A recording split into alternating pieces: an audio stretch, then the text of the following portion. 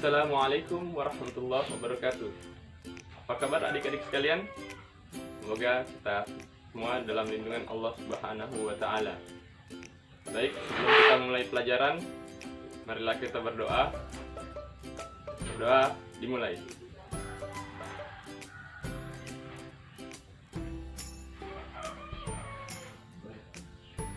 Amin.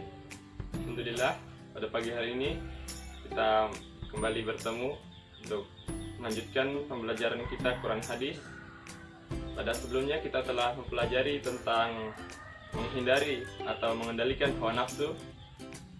Sekarang kita akan pelajari Quran Hadis dengan judul Hidup Menjadi Tenang dengan Menghindari Perbuatan Keji. Adapun tujuan pembelajaran kita pada hari ini yaitu setelah proses pembelajaran, siswa diharapkan dapat menulis, membaca dan memahami ayat Al-Quran serta hadis dan mengamalkannya dalam kehidupan sehari-hari. Adapun pembahasan pada hari ini yaitu ada 3, yaitu surat Al-Isra ayat 32, kemudian surah An-Nur ayat 2, dan hadis Nabi Sallallahu Alaihi Wasallam. Baik, kita masuk kepada pembahasan yang pertama, yaitu Quran surah Al-Isra ayat 32. A'udzubillahi minasyaitonirrajim. Bismillahirrahmanirrahim. Wala taqrabuz zina innahu kana fahisyatan wa sa'a sabila. Dan janganlah kamu mendekati zina. Sesungguhnya zina itu adalah suatu perbuatan yang keji dan suatu jalan yang buruk. Dalam tafsir Ibnu Katsir dijelaskan bahwa Allah Subhanahu wa Ta'ala mengharamkan hamba-hambanya untuk melakukan zina, dan begitu pula dengan mendekati atau melakukan segala perbuatan yang mendorong manusia melakukan perzinahan tersebut. Jumhur ulama berpendapat bahwa wala taqrabuz zina, makna ayat tersebut sangatlah dalam, karena jika menggunakan wala taznu, jangan kalian berzina, itu yang diharamkan adalah hanya zinanya saja, dan segala perbuatan yang mendekati pada perbuatan zina itu tidak diharamkan. Namun pada ayat tersebut Allah memilih kalimat wala taqrabuz zina, jangan kalian mendekati zina, artinya sangat mendalam, yaitu segala perbuatan yang mencondongkan kita melakukan perbuatan zina itu sangat-sangat diharamkan oleh Allah Subhanahu wa Ta'ala, apalagi melakukan zinanya secara langsung. Adapun hal-hal yang membuat kita atau mendorong kita melakukan perbuatan zina itu banyak sekali bentuknya dan harus kita hindari. Di antaranya yaitu khalwat atau berdua-duaan antara laki-laki dan perempuan yang bukan mahram atau pacaran, kemudian mengumbar aurat, pandangan-pandangan yang liar, kemudian pikiran atau hati yang kotor.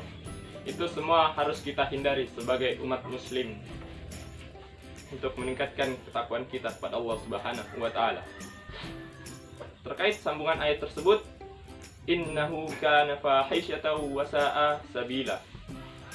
Sesungguhnya zina itu adalah suatu perbuatan yang keji dan suatu jalan yang buruk. Imam Al-Qurtubi mengatakan zina menjerumuskan para pelakunya kepada neraka dan suatu dosa yang sangat besar. Di antara para ulama mengenai zina, tidak ada yang ikhtilaf atau berbeda pendapat tentang keharaman zina tersebut. Jika ada seorang manusia yang mengingkari ijma' para ulama tersebut, maka ia telah keluar dari ketentuan syariat Islam. Kemudian selanjutnya kita masuk pada pembahasan yang kedua, yaitu Quran surah An-Nur ayat kedua. A'udzubillahi minasyaitonirrajim. Bismillahirrahmanirrahim. Az-zaniyatu waz-zani fajlidu kulla wahidin minhuma mi'ata jaldah wa la ta'khudhukum bihima ra'fatun fi dinillahi in kuntum tu'minuna billahi wal yawmil akhir wal yashhad 'adzabahuma ta'ifatum minal mu'minin. Pezina perempuan dan pezina laki-laki, deralah atau cambuklah masing-masing dari keduanya 100 kali.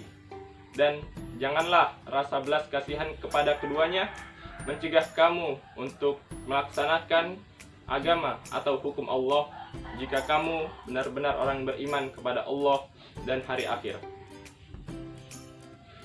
Dan hendaklah pelaksanaan hukuman tersebut disaksikan oleh sebagian kaum muslimin atau orang-orang yang beriman. Ayat tersebut menjelaskan bahwa hukuman bagi orang-orang yang melakukan perzinahan. Orang berzina ada dua kemungkinan. Yang pertama adalah seorang pezina yang lajang atau yang belum menikah disebut ghairu muhsan, dan yang kedua adalah seorang pezina yang sudah menikah atau muhsan.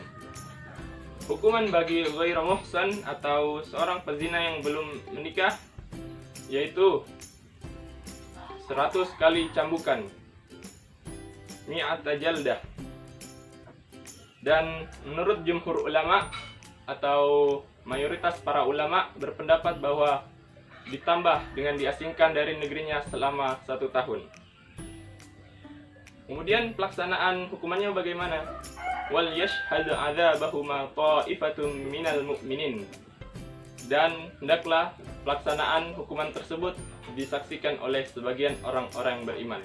Jadi dilaksanakan bukan di rumah, bukan di kamar, dan bukan juga di hutan, tapi di tempat umum yang disaksikan oleh banyakkan kaum muslimin.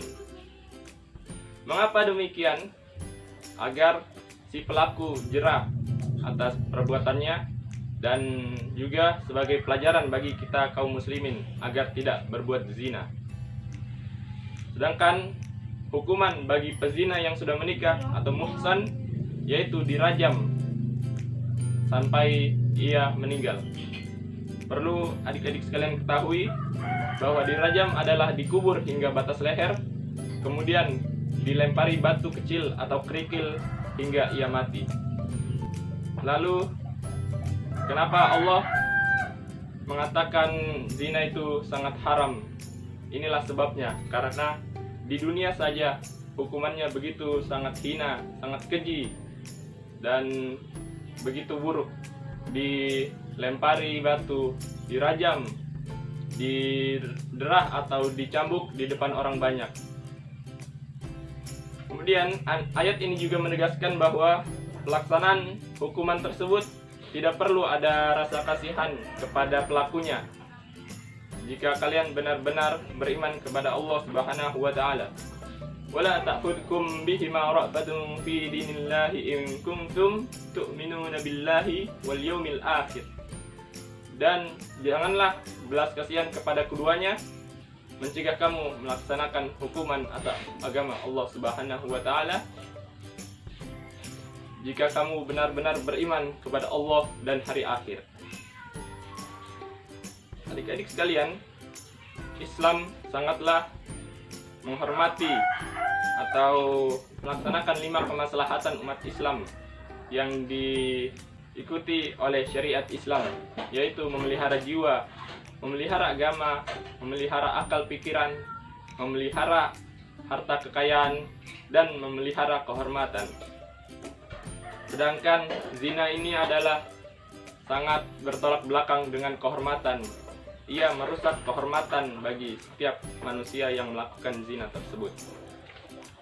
Baik, kita lanjut kepada pembahasan yang ketiga, yaitu hadis Nabi Sallallahu Alaihi Wasallam.